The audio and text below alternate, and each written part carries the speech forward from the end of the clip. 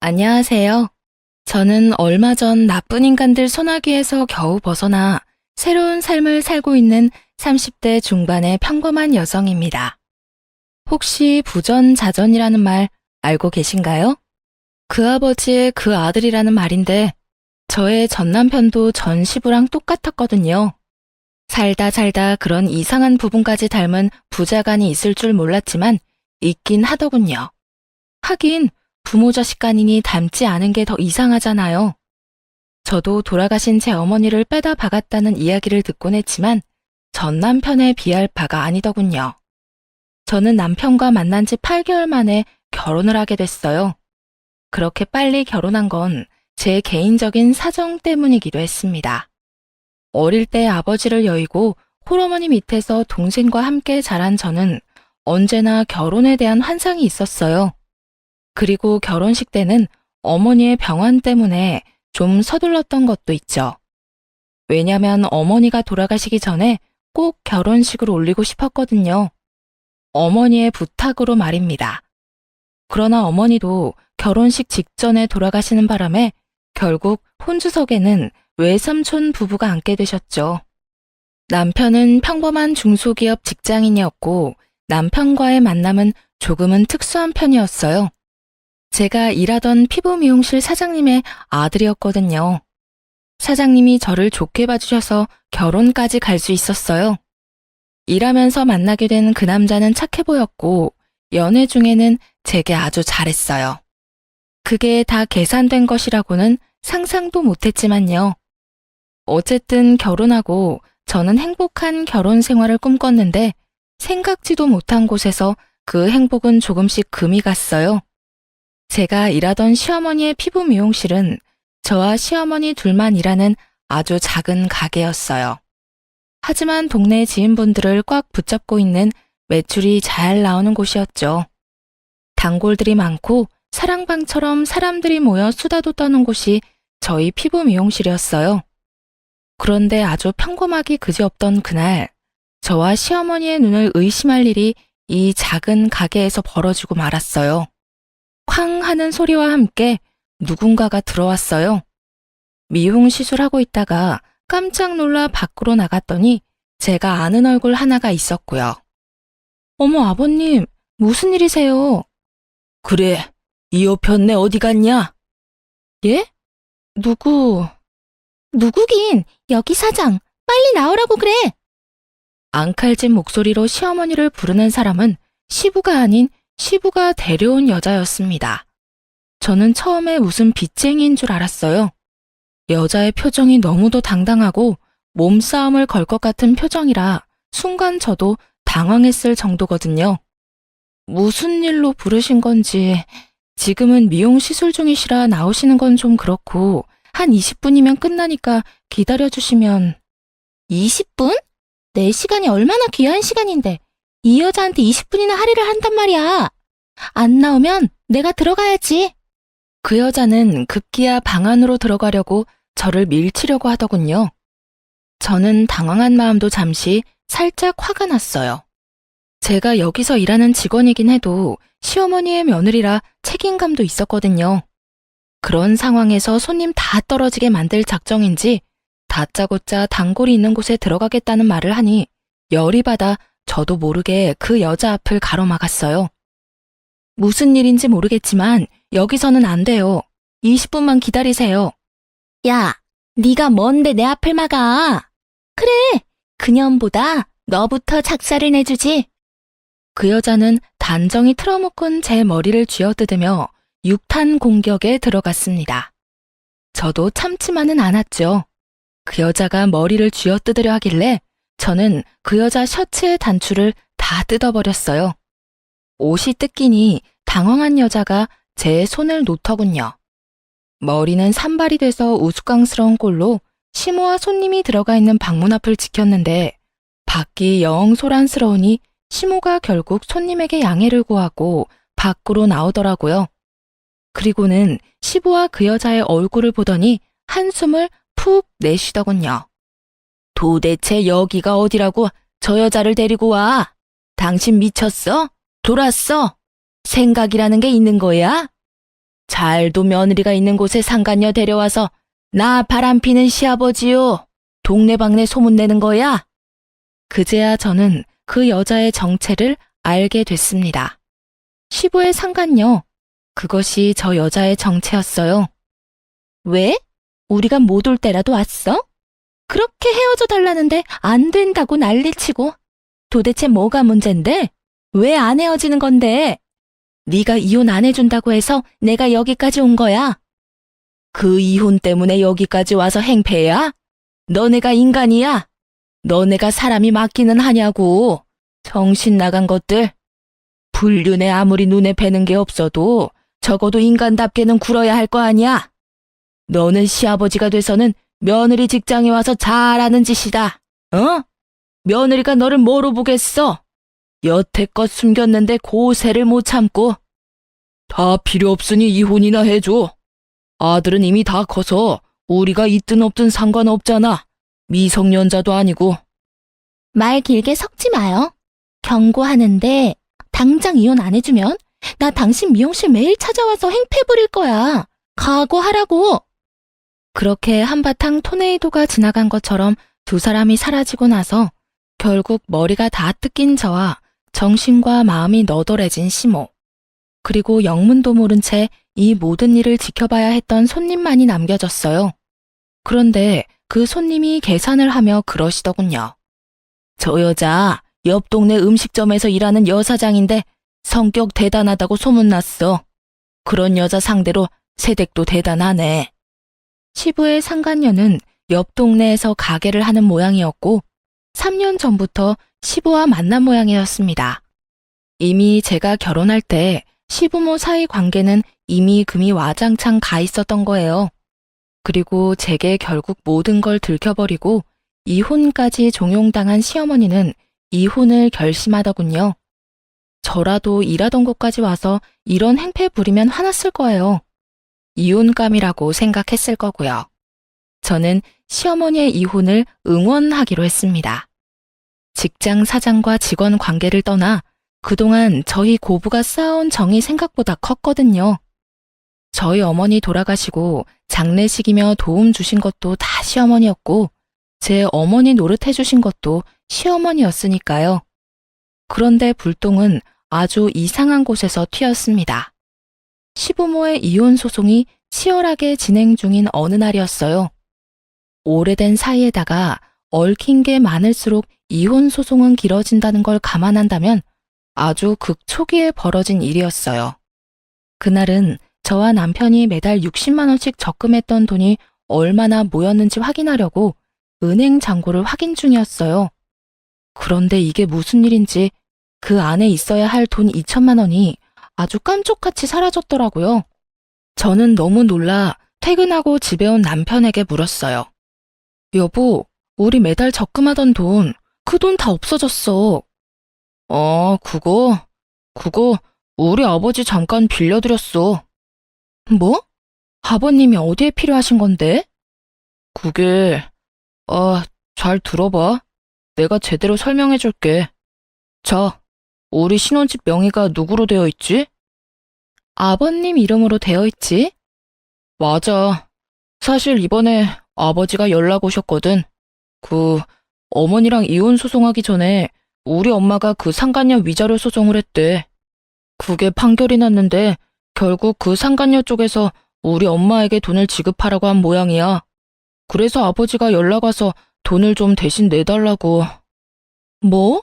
미쳤어? 그걸 우리가 왜 내줘? 한국말은 끝까지 들어보랬잖아. 자, 진정하고. 그래서 아버지한테 내가 거래를 제시했지. 내가 그 돈을 드릴 테니 이 신혼집 명의를 내 이름으로 바꿔달라고. 뭐? 너 지금 그걸 잘했다고 나한테 말하는 거야? 잘 생각해봐. 자기야, 2천만 원에 내 집 마련할 수 있는 좋은 기회인데 어떻게 이걸 놓쳐?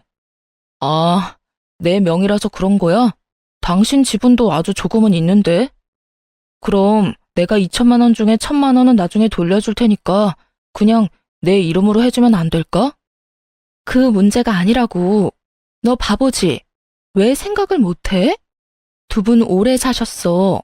그만큼 재산 분할할 것도 많은데다가 계산 방법도 어렵고 시어머니가 여태껏 맞벌이 하면서 모든 집안일을 다 했으면 시아버지가 가져갈 재산보다 어머님이 가져갈 재산이 더 많을 수도 있다고.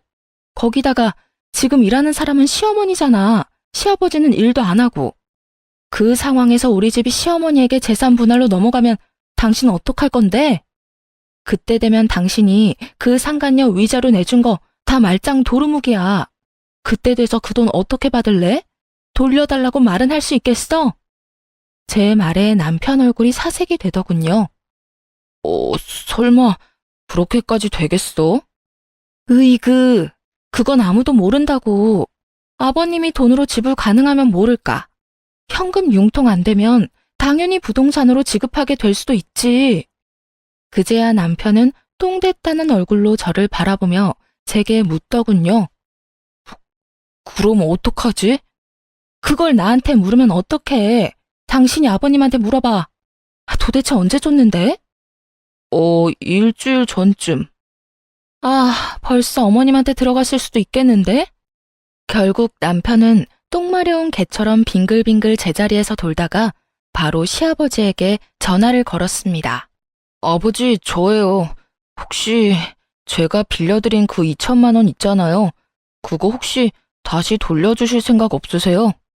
제가 가만히 생각해보니 제 와이프랑 같이 모은 돈인데 상의도 없이 써버린 것 같아서요. 그거 중요하게 쓸 곳이 있는 돈이라고 했는데. 야, 줬던 걸 왜 다시 뺏어? 이야기 다 끝난 거 아니냐? 그 돈 주는 대신에 아파트 명의 바꿔주겠다고 했잖아. 너 전화 잘했다. 너 돈 더 남은 거 좀 있냐? 예? 아니, 우리 이쁜이 위자료 말고 내가 내야 할 위자료도 생길 것 같다고 우리 쪽 변호사가 그러잖아. 내가 바람 피웠다는 이유로.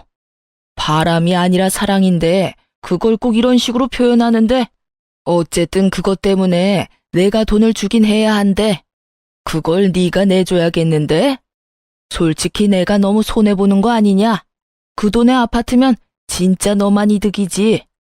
스피커폰으로 들려오는 시부 목소리에 남편은 말문이 막히고 저는 열이 받았어요.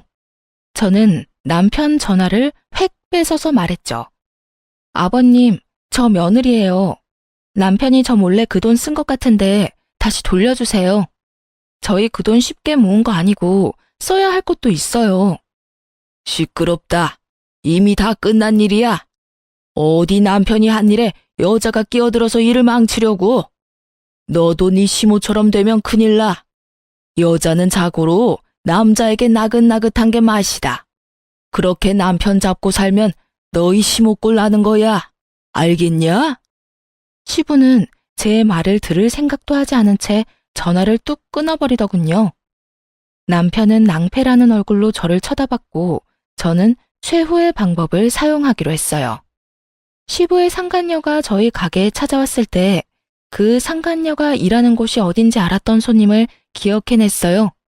그리고 그분께 연락해 정말 죄송한데 그 상간녀가 어디서 일하는지 알려달라고 했죠. 그분이 흔쾌히 가르쳐 주시면서 나중에 어떻게 됐는지만 알려달라고 하더군요. 그렇게 약속하고 저는 시부의 상간녀가 일하는 가게로 향했어요. 가게에는 손님이 몇 테이블 앉아 있었습니다. 저는 바로 전화로 제 남동생을 불렀어요. 그렇게 30분 지났을까? 남동생이 터벅터벅 이쪽으로 걸어오더군요. 제가 원하는 복장 그대로 왔더라고요. 제가 그 조폭들 문신한 것처럼 보이는 팔토시를 꼭 착용하고 최대한 그런 사람들처럼 보이도록 오라고 부탁했거든요. 동생은 원래도 덩치가 크고 키가 180이 넘는 거구인데 얼굴까지 좀 험악하게 생겨서 잘만 꾸미면 그런 느낌을 낼 수 있을 거라 생각했거든요. 역시나 그런 동생을 데리고 가게 안으로 들어가니 시부 상간녀의 얼굴이 싹 굳더군요. 그래도 이내 미소를 띠고 다가왔는데 이번에는 제 얼굴을 보고 다시 표정이 굳어버리더라고요. 저 기억하시죠? 그때 피부 미용실에서 일하던 여자예요. 얼마 전에 저희 아버님한테서 돈 2천만 원 받으신 거 있죠? 그거 저희 남편이랑 제가 모은 돈인데 돌려주셔야겠어요. 아버님한테 돌려달라고 했더니 직접 가서 돌려받으라고 하셔서 이렇게 일행이랑 같이 찾아왔어요. 그 돈을 왜 아가씨가 와서 찾아가? 내 애인이 준 돈인데 돈에 꼬리표라도 달렸니? 계좌에서 계좌로 넘어간 거면 꼬리표 달린 거랑 똑같죠. 어쨌든 저는 돈 주실 때까지 여기서 안 나가요. 그러니까 주던지 말던지 아주머니가 알아서 하세요. 저와 남동생은 테이블 자리 하나 떡하니 잡고는 그 자리에 앉았어요. 저만 왔다면 당연히 내쫓겼을 텐데 험악한 남자 하나와 같이 오니 내쫓지도 못하고 끙끙거리고 있더군요. 게다가 우리가 앉은 곳은 입구 쪽이었어요. 사람들이 들어오려고 안쪽을 기웃거릴 때마다 동생이 눈 마주치며 띠꺼운 표정 짓고 있으니 사람이 들어오지를 못하잖아요. 결국 시부가 왔더군요. 야, 너 도대체 여기서 뭐 하고 있는 거야? 뭐 하긴요. 떼인 돈 받으러 왔죠. 저희 돈 저희가 알아서 받아갈 테니 아버님은 끼지 마세요. 그리고 우리 남편한테 그 아파트로 거래하자고 꼬신 것 같은데 그 아파트 어머님한테 넘어가는 거라서 그렇게 거래하신 거죠? 어차피 자기 거 아닌 거 알면서 아들한테 사기쳐서 돈 달라고 한 거 아니냐고요. 이게? 때리고 싶으면 때리세요. 맞고 경찰서 가서 합의금, 치료비라도 뜯어내 드릴까요? 제가 머리를 들이밀며 때리라는 식으로 말하자 시부가 도리어 당황해하며 주저하더군요. 너 설마 우리 마누라가 시키디? 어머님은 아무것도 모르시고 저는 제 돈 찾으러 온 것뿐이에요. 그 2천만 원 중에 1,000만 원은 제 돈이거든요. 그러니까 아버님이 도와주실 거 아니면 가세요. 제가 알아서 받아갈 테니까요. 그리고 시간이 오래되면 오래될수록 이 가게 사장님 소문이 아주 잘 나겠죠? 그 말 한마디에 그 시부와 상간녀는 항복을 선언했습니다. 동네 장사에다가 단골 장사인 건 이 집도 마찬가지였어요. 피해자였으면 모를까 가해자 입장이면 장사하는 상황에 좋은 결과는 없을 테니 어찌 보면 현명한 선택이긴 했죠. 시부 상간녀는 저희에게 돈을 돌려줬습니다. 그리고 그와 동시에 시부도 반납을 했죠. 뭐 죽고 못 사는 절절한 사랑은 아닌 걸로 보이고 그 여자도 결국 동네 사람들 손가락질이 더 무서웠나 보더라고요. 그렇게 당당하게 굴더니 상간녀 꼬리표를 떼어내보려 당분간 장사도 휴업하고 잠수를 탔더라고요. 결국 시부는 상간녀도 잃고 어머님도 잃고 재산도 반 잃었어요. 시부 사정 같은 건 솔직히 상관없었어요. 저와 남편 돈이 무사히 돌아온 것이 제게는 가장 중요한 일이었으니까요. 그 돈을 받고 돌아오며 남편에게 말했어요. 여보, 제발 2번 다시 아버님 말에 속지 말고 그 누구의 말에도 속지 마. 그리고 무슨 소리를 들었다면 나한테 최소한 이야기를 하라고. 생각을 하고 행동을 해야지. 그저 눈앞에 이익에만 혹해서 그러면 나중에 문제가 생기면 곤란한 건 당신 자신이라고. 알았어? 미안해, 여보. 내가 거기까지는 생각을 못했어. 그래도 앞으로는 조심할게. 남편은 결국 사과를 하더군요. 이렇게 남편이 정신을 차리게 되었습니다. 나은 결과가 되었다면 좋았을 텐데 남편은 전혀 나아진 것이 없었습니다. 시부모는 결국 이혼을 하게 됐고 제가 예상한 대로 시부 명의의 우리 신혼집은 시어머니 손에 넘어가게 됐어요. 재산 분할로 시어머니가 얻은 것은 그 아파트였고 그나마 시어머니가 일하는 가게는 뺏기지 않을 수 있었어요. 시부는 본인이 살고 있는 집에 대한 소유권만 가졌죠. 그것에 불만이 엄청 많았다고 하더군요. 하지만 저는 그렇게 생각하지 않았어요. 잃은 건 시어머니가 더 많았거든요. 시어머니가 잃은 건 건강이었죠. 시부와 상간녀 그리고 직장까지 진격한 그 2사람의 행패 때문에 시어머니는 이혼하는 과정 내내 스트레스에 시달려야 했어요. 매일 머리가 아프다고 하는 데다가 위장병으로 식사도 제대로 못하다 보니 몸에 변화가 생기긴 하더군요. 아니면 이미 오래전부터 있어 왔을 수도 있고요. 결국은 소화가 안 되어 찾은 병원에서 위암 진단을 받고 병원에 입원하게 되셨어요. 시부 집에서 나오면서 살 곳도 마땅찮아서 그간 저희 집에서 지냈는데 결국 그 뒤로 암에 걸렸다는 진단을 받는 바람에 병원 신세를 지게 되셨어요. 저는 그런 시어머니가 안쓰러워 일을 하며 수발을 들었습니다. 저는 여전히 시어머니의 피부 미용실에서 일했지만 시어머니가 일을 하실 수 없어 시어머니의 허락하에 다른 직원을 구해서 같이 일을 하고 있었어요. 그리고 그 직원에게 가게를 맡긴 날에는 시간을 내서 시어머니의 병간호를 하러 병원을 자주 찾았어요. 그리고 제게는 운명과도 같았던 그날이 다가왔죠. 그날도 저는 시어머니에게 가기 위해 일찍 일을 마감하고 직원에게 다음 시간에 있을 예약 손님 인수인계 중이었어요. 그런데 쾅 하고 누가 문을 열고 가게로 들어오더군요. 처음 보는 여자였어요. 처음에는 저희 가게에 새로 온 손님인가 싶어 웃는 낯으로 맞이했죠. 안녕하세요. 여긴 어떻게 오셨나요? 이효준 씨 와이프가 둘 중에 누구예요?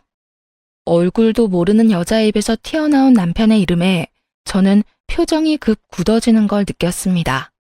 그리고 설마 하며 말했죠. 제가 이효준 씨 와이프 되는 사람인데 그러는 그쪽은 누구세요?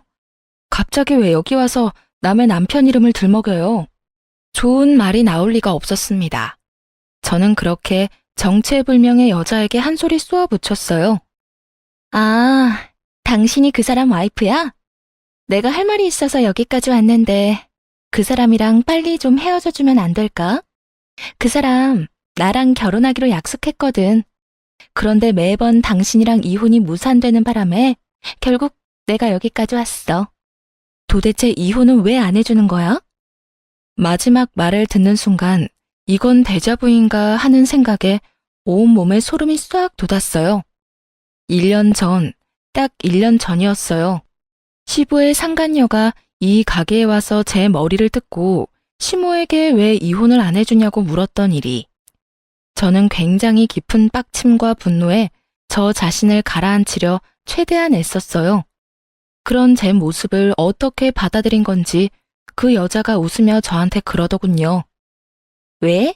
체념이라도 했어? 내가 찾아올 줄은 몰랐지? 그 사람이 바쁘니 내가 온 거야. 그러니까 이런 험한 꼴 보기 싫으면 오늘 내로 그 사람이랑 헤어진다고 말하고 빨리 절차 밟아. 아, 상간녀 위자료 소송 걸어도 상관없어. 어차피 그 남자가 낼 건데 뭘. 야, 이 정신 나간 여자야. 네가 뭔데 우리 부부 사이에 이혼을 해라 마라 결정하고 난리야. 부부는 그 사람이랑 내가 부부야. 법적으로 엮여있는 부부. 아무것도 아닌 어중이 떠중이 같은 년이 입만 살아서는 나불대고 난리야. 말이면 뭘 못해? 근데 어쩌냐? 나는 남편한테 이혼의 이자도 들어본 적이 없는데 이혼도 너 혼자만의 착각 아냐? 뭐? 너 말 다 했어? 그 사람이 너 같은 여자랑 사는 게 얼마나 힘든지 나한테 매일같이 이야기했어. 너 따위는 껍데기일 뿐이고 내가 진짜 그 사람 사랑이라고. 그러니까 넌 자격이 없다는 내 말 못 알아들어? 막말로 네가 이혼하자고 하면 내가 이혼을 왜 해야 해? 남편이 아무 말도 없으면 나는 아무것도 안 할 거야. 너 같은 년 말 듣고 이혼까지 해? 돌았니? 그 이야기 하고 싶으면 지금 당장 남편 데려오던지. 결국 씩씩거리던 상간녀가 남편에게 전화를 하더니 30분도 안 되어 남편이 헐레벌떡 저희 가게로 뛰어왔어요. 넌 도대체 밖에서 어떻게 다녔길래 저런 년한테 붙들려서 내가 이런 일까지 당하게 만들어? 나한테 불만이면 나한테 말했어야지. 아무것도 모르는데 저 여자가 찾아와서 이혼하라고 난리치는데 당신 나한테 할 말 없어? 그게 여보. 아, 미정아, 우리 나가서 이야기해. 미쳤어? 나더러 지금 꼬리 말고 도망치라고? 오빠가 나랑 결혼하겠다며. 그러려면 이 여자랑 이혼해야 한다며. 어떻게 이혼 이야기를 꺼내지도 않았어? 오빠, 여기서 결정해. 이 여자야, 나야? 나 선택할 거면 지금 당장 이혼하라고. 이혼 안 할 거면 나 오빠랑 못 사겨. 가만 보니 이 여자 하는 짓이 남편을 휘두르고 있더군요. 자기가 원하는 대로 남편이 행동하도록 만드는 모습이었어요. 그런데 그런 상간녀보다 남편이 더 웃겼어요.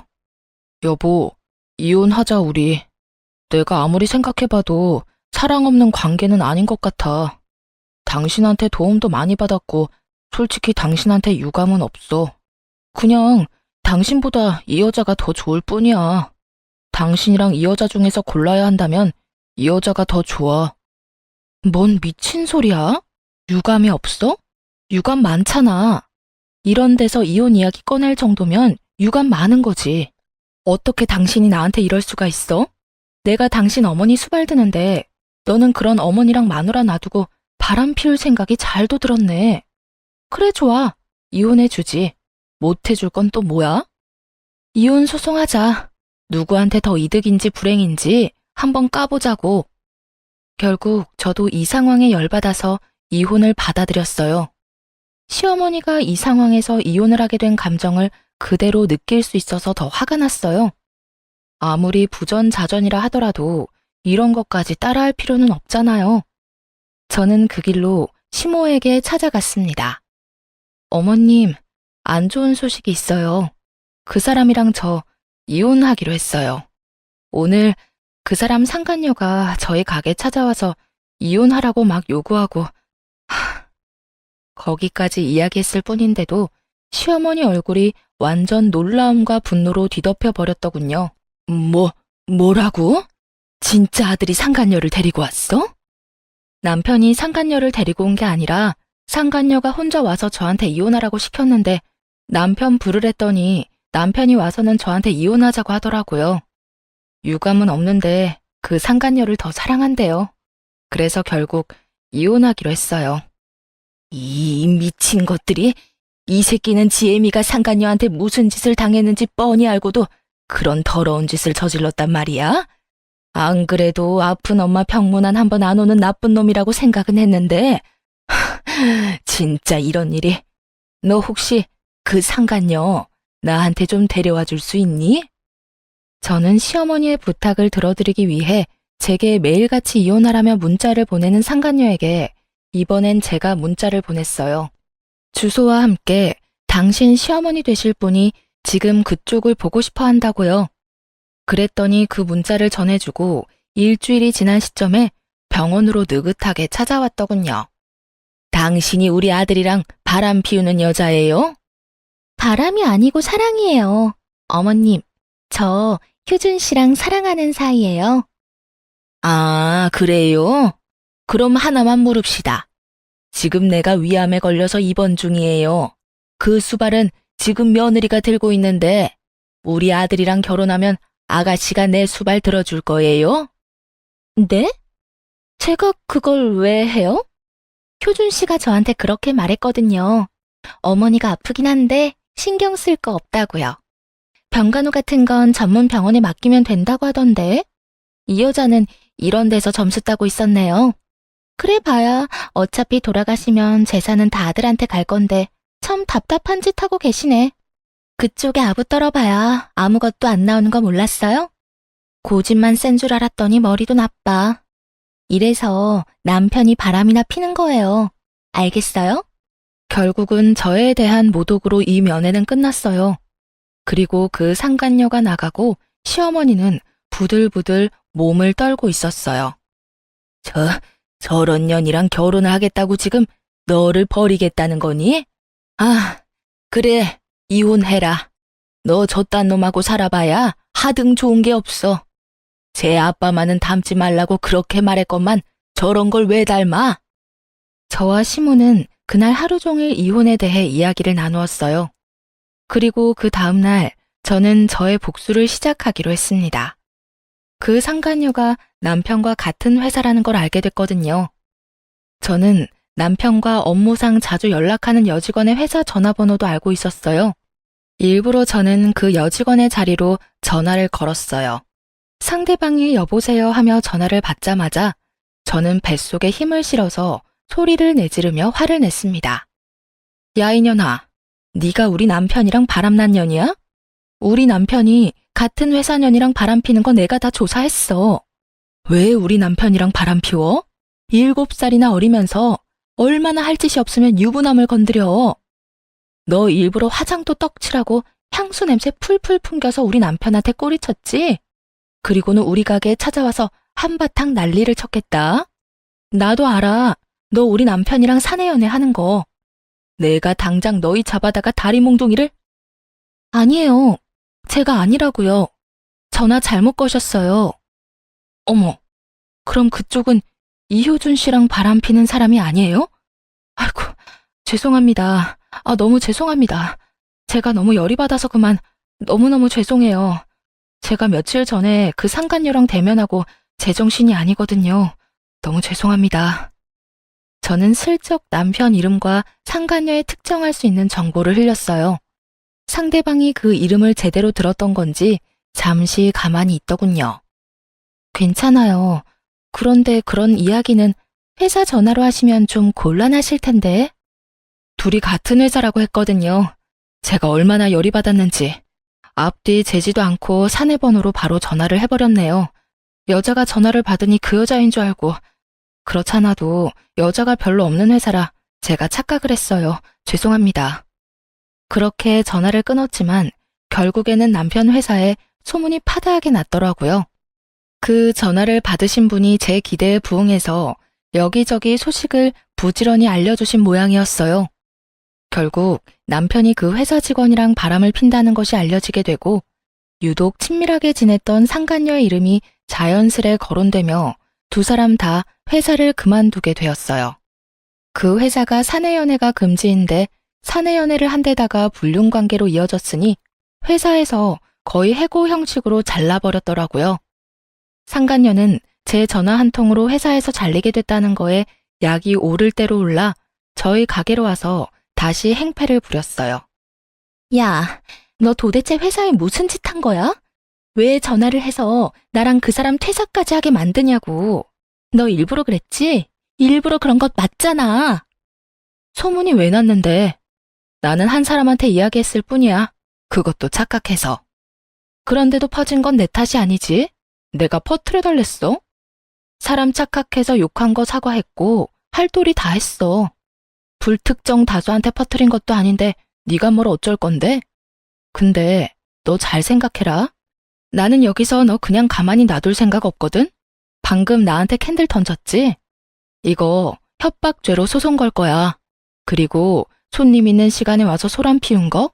업무 방해죄로 또 소송 걸 거야. 그리고 업무 방해로 생긴 손해배상 소송할 거야. 또 여러 손님들 앞에서 나를 욕보인 거? 명예훼손죄로 고소할 거야.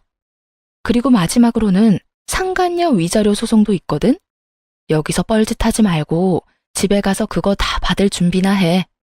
제 말에 상간녀가 이를 꽉 깨물더니 그 뒤로 한마디도 없이 돌아서서 돌아가 버리더군요. 그렇게 상간녀를 보내고 어찌나 속이 시원하던지. 그리고 저는 실제로도 그 소송을 진행했어요. 말만으로 끝내면 사람은 반성을 안 하는 경우가 많거든요. 꼭 그걸 알려주기 위해서 얼마 전에 설치한 CCTV 영상도 같이 첨부했어요. 어차피 가게 로비만 찍는 거고 미리 커다랗게 CCTV가 있다고 스티커도 붙여놔서 사생활보호법 그런 거 하나도 관련 없거든요. 나중에 알아보니 상간녀는 거기서 퇴사하고 나서 소문이 너무 안 좋게 났던 탓에 동종 업계로는 취직이 안 되는 모양이더군요. 경력 다 버리고 콜센터에 계약직으로 취직했다고 들었으니 말이에요. 다른 사람의 악성 민원으로 감정 노동에 시달리고 있을 텐데 말 같지도 않는 말로 일반인을 분노케 한 장본인이 결국은 다른 이들의 분노를 고스란히 받고 있다니 참으로 속이 시원하더군요. 그리고 저에게 화를 내던 상간녀와 달리 남편놈은 퇴직금으로 제게 위자료를 지급하고 착실히 다른 곳에 취직을 했더군요. 그렇지만 급하게 취직하느라 급여는 예전보다 훨씬 적은 곳이었어요. 남편놈이 왜 이렇게 쿨하게 구는지 저는 상간녀를 통해 대충 짐작하는 바가 있었습니다. 바로 시어머니 명의의 가게와 집, 그리고 시부 앞으로 되어 있는 시댁 아파트가 남편의 보험이었더라고요. 시모는 암치료 중으로 언제 죽을지 모르고 시부도 연세가 많아 곧 돌아가실 거라고 생각한 건지도 모르죠. 그렇지만 언제나 그렇듯 사람 일은 뜻대로 되는 게 하나도 없다는 걸 남편은 모르고 있었어요. 남편과 제게 이혼 판결이 떨어진 건 5개월이 지난 날이었어요. 그리고 그때부터 시어머니와 제가 뿌려놓은 씨앗을 고스란히 거둘 때였죠. 남편과 제가 이혼 확정된 것을 알게 된 시어머니는 헐값에 어머님의 피부 미용실을 제게 물려줬어요. 어차피 너한테 주려고 했던 거야. 그리고 지금 내가 아파서 일을 못하잖니? 네가 사장이 돼서 잘 이끌어준다면 내 마음이 더 편할 거야. 그리고 이렇게 이혼하고도 네가 나를 생각해주는데 내가 어떻게 너한테 아무것도 안 해줄 수가 있어? 그거야말로 인간의 도리가 아니지. 어머님, 그래도 이렇게 헐값에 파시면. 헐값이라니, 너네 간병까지 해주지 않니? 늙은이 수발도 들고 일까지 도맡아 하는데 이건 헐값이 아니지. 결국 저는 시어머니의 성황에 그 가게를 물려받았고 대신 시어머니의 이름도 직원으로 넣어드렸어요. 언제고 다시 돌아오실 수 있도록 말이죠. 그리고 시어머니는 가게를 물려준 며칠 뒤 전 남편과 제가 살고 있던 신혼집마저 팔아버렸어요. 전 남편에게 말도 없이 팔았는지 전 남편이 병원으로 찾아왔더군요. 당신이 왜 여기에 있어? 아직도 시모 곁을 지키고 있는 게 이상해 보였는지 전 남편이 의아한 표정으로 묻더군요. 내 직원 내가 돌보는 게 뭐가 그렇게 이상해? 직원? 아, 맞다, 어머니. 어째서 이 사람한테 가게를 주신 거예요? 내 가게를 내 직원한테 물려준 건데 뭐가 이상하니? 아니, 이 사람 이제 저랑 헤어졌다고요. 아무 관련 없는 사람이잖아요. 왜 관련이 없어? 너보다는 훨씬 나하고 더 관련이 있는 사람인데 1년이다. 장장 1년 동안 너 나 입원한 병원에 코빼기도 안 비췄어. 네가 인간 새끼면 적어도 1년에 4번은 찾았어야지. 설날, 추석, 내 생일, 어버이날. 그런 아들놈이 1년 만에 찾아와서 하는 소리라고는 내 가게 내가 어디다 팔든 네가 신경 쓰지 마. 네 거 아니야. 그러면 아파트는요? 아파트도 왜 갑자기 팔아버렸어요? 갑자기 부동산에서 집 보러 와서 얼마나 놀랐는지 아세요? 왜 놀래? 그 집이 네 집이야? 나는 언제까지고 너한테 맡기겠다는 말 한 적 없어. 그러면 당연히 언제고 나갈 수 있다고 생각했었어야지. 아니면 전화라도 해보던가. 전화도 한 통 없었던 주제에 이제 와서 발등에 불 떨어지니까 찾아와서 질질 짜는 소리를 해? 그래서 그 돈은 어쩌셨는데요? 설마 다 쓰셨어요? 그러면 저한테 물려주실 건 하나도 없으시잖아요. 없다 이놈아. 물려줄 돈? 내가 언제 죽는다든? 아니면 너 내가 죽기를 원해서 이러는 거냐? 죽어줘. 죽어도 다 네 거 아니야. 벌써 주인한테로 다 갔다. 어머니, 왜 이렇게 못되게 구시는데요? 제가 아들이잖아요. 아들이 1년 못 찾아왔다고 이런 식으로 행동하실 수 있어요? 바빠서 그랬다고요, 바빠서. 바빠? 말이나 못하면 밉지나 않지. 너 그딴 정신 나간 상간녀 만나느라 나한테 안 온 거잖아. 네 상간녀는 내가 안중에도 없더라. 나는 그년 내 며느리로 인정 못해. 내가 네 아버지랑 이혼했어도 네 어머니가 아닌 건 아니잖니? 난 그년 싫어. 어른 앞에서 빳빳하게 고개 들고 노려보는 꼴이 꼭 너희 아버지 상간녀랑 판박이더라. 가족도 아닌데 똑 닮은 거 보면 상간녀들은 상간녀들끼리 통하는 게 있나 보지? 그리고 너 그년한테 뭐라 말했는지 모르겠는데 내가 내 수발까지 들어주는 착한 며느리를 버리고 너한테 재산 줄 것 같으냐? 천만의 말씀 만만의 콩떡이다 이 자식아. 네 아버지랑 똑같은 짓 해서 엄마 가슴에 대못 박는 놈 내 자식 아니야.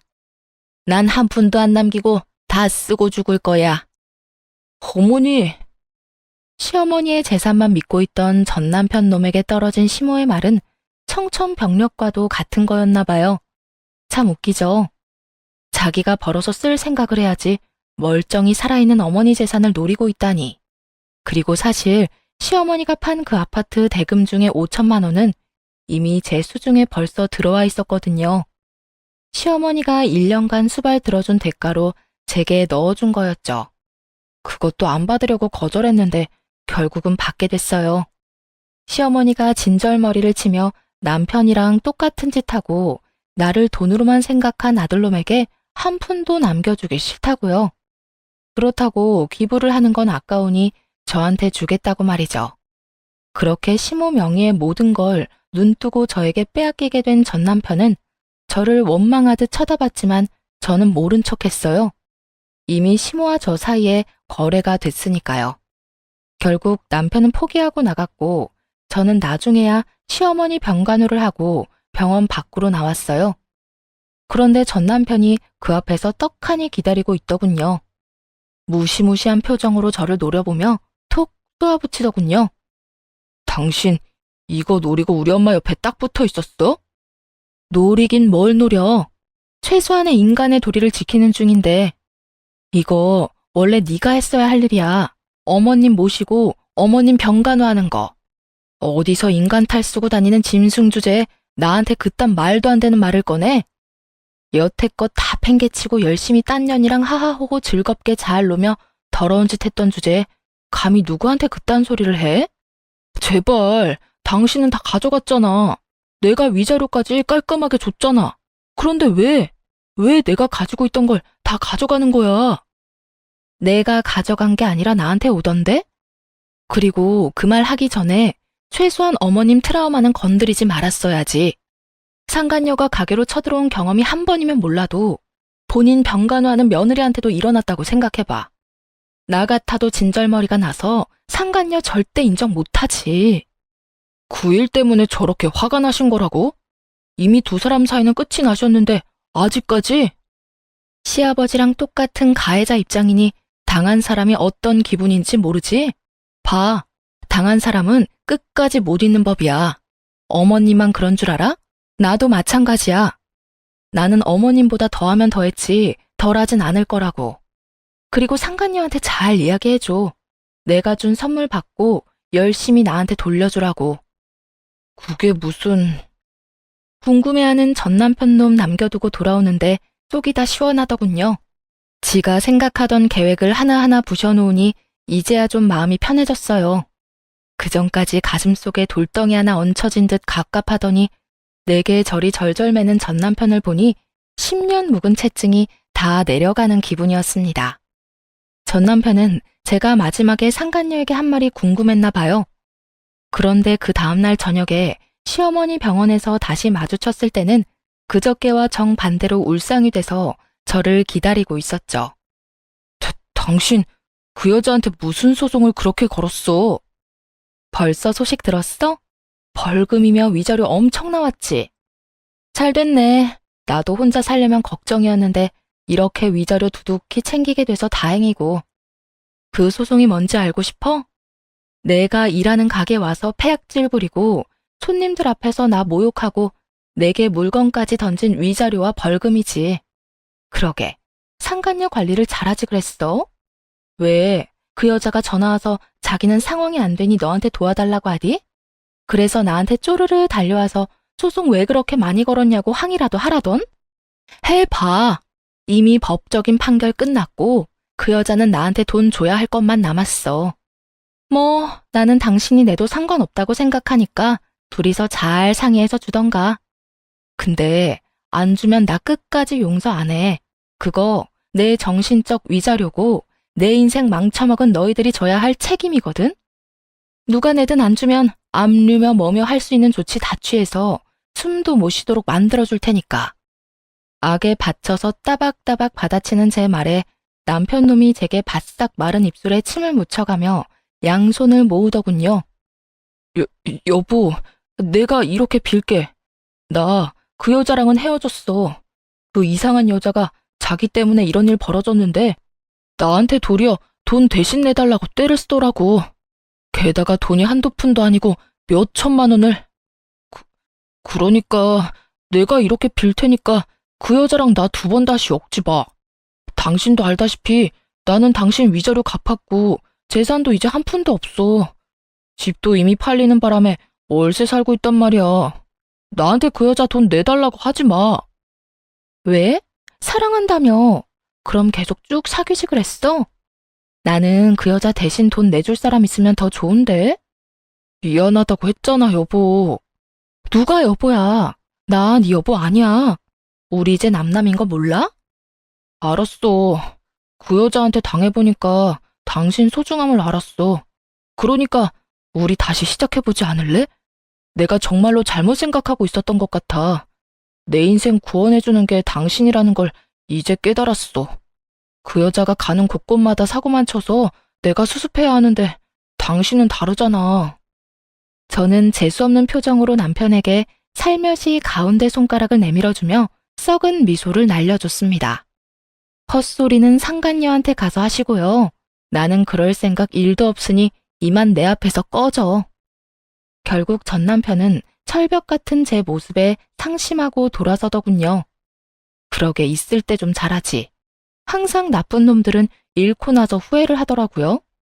시아버지 상간녀 위자료로 우리 돈 뺏겼을 때도 제가 나서지 않았으면 돈 잃고 집도 잃고 나중에 후회만 했을 놈이 살려줬더니 나중에 이런 식으로 은혜를 원수로 갚는 걸 이미 알아버렸는데 제가 돌아올 거라 기대하는 건 무슨 정신 나간 생각인지. 어쨌든 이렇게 저는 전 남편과 손절하고 열심히 새로운 인생을 살고 있습니다. 사실 이혼하고 그 집 나온 것 말고는 크게 변한 것도 없어요. 하던 일도 똑같고 직장도 같으며 환경은 예전과 비슷해요. 그렇지만 그 사이에 좋은 일도 있죠. 시어머니의 암 치료가 잘 돼서 요즘은 제 피부 미용실에서 같이 지내며 일하고 계시거든요. 제가 열심히 병간호를 했더니 지금은 이렇게 간단한 일 하는 것 정도는 하실 수 있게 되어 너무 좋아하세요. 그리고 시부는 어떻게 됐냐고요? 시어머니를 괴롭혔던 그 상간녀에게 결국 시댁주택을 담보로 대출받아서 위자료를 지급해줬다고 하더군요. 그리고 그 상간녀는 그 돈 받고 시아버지를 뻥 차버렸대요.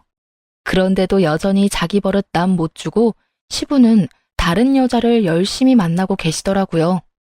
참 대단한 사람이네요. 본능에 그렇게 충실하게 사실 수 있다니.